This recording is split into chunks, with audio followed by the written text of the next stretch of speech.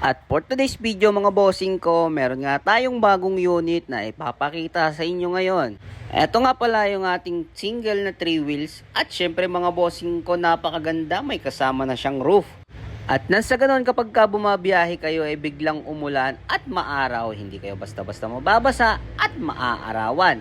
At kung mapapansin nyo mga bossing ko, dalawa na yung compartment niya sa pinakalikod, by top box na yan at may extra box pa yan.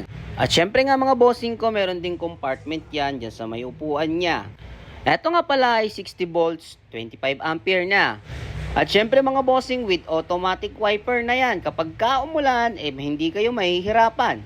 At meron siyang iba't ibang kulay na available. Kaya naman sa mga naghahanap at nagbabalak mag-avail ng single na 3 wheels, available yan ngayon sa Red Kingdom Electric Bike at lahat ng kulay available yan. Blue, white at gray.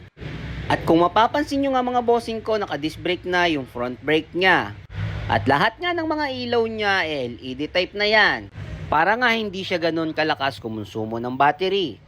At sa mga naghahanap at nagbabalak mag-avail ng ganitong style na e-bike, kung gusto nyo ng mura at talagang quality at talagang merong power, sugod na sa Red Kingdom Electric Bike. Ano pang hinihintay nyo? Let's go!